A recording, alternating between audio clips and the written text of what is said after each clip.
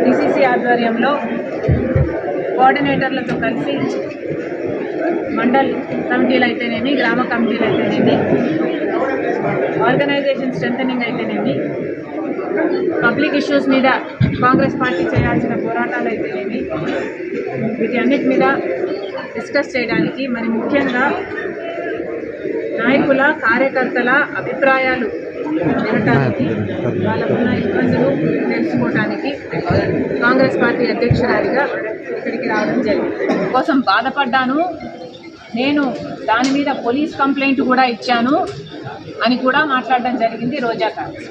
అవును, నేను బాధపడ్డ మాట నిజమే.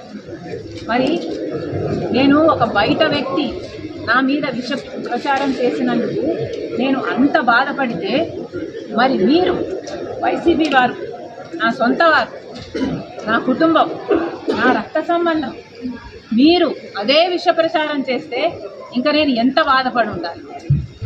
మీ సైతాన్ సైన్యం చేత నేను రాజశేఖర రెడ్డికే పుట్టలేదన్నారు, విజయం అక్రమ సంతానం అన్నారు, నాకు ఇతరులతో సంబంధాలు అంటకట్టారు, నన్ను కనీసం ఒక మహిళగా చూసారా? కనీసం ఒక తల్లినన్నా గుర్తుపెట్టుకున్నారు. ఎంత దూషించారు! అసలు రక్త సంబంధాల గురించి, అక్క చెల్లెల గురించి మీకేం తెలుసు? మీకు అక్క చెల్లెలు అంటే ఒక భూత పదం మాత్రమే. రక్త సంబంధం గురించి, అక్క చెల్లెల గురించి మీరు మాట్లాడితే చాలా అసహ్యంగా ఉంది. రక్త సంబంధం గురించి ఏమిటో నన్ను అడగండి, నేను చెప్తా. రక్త సంబంధం అంటే అన్న కష్టాలలో ఉన్నాడు కాబట్టి మాట అడగంగానే పాదయాత్రకు బయలుదేరడం.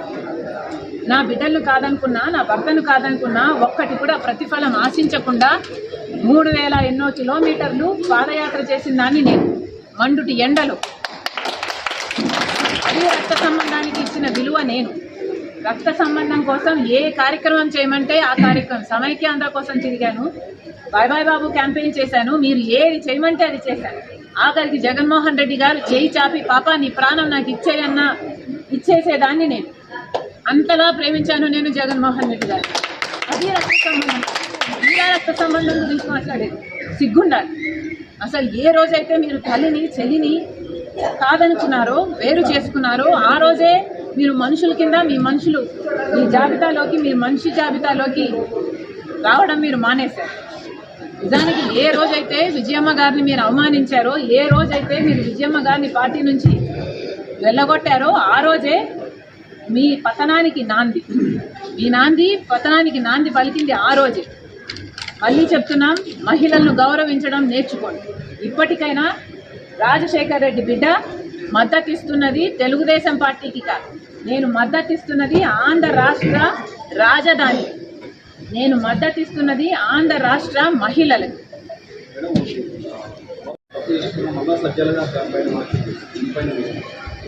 పొద్దున్నే నేను దానికి చెప్పడం జరిగింది.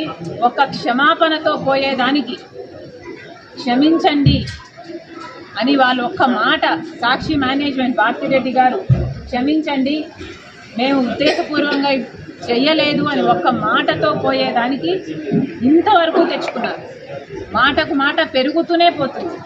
ఈరోజు నన్ను కూడా అంటున్నారు మీరు అంటే, నేను మద్దతు ఇస్తున్నాను చంద్రబాబు కంటే.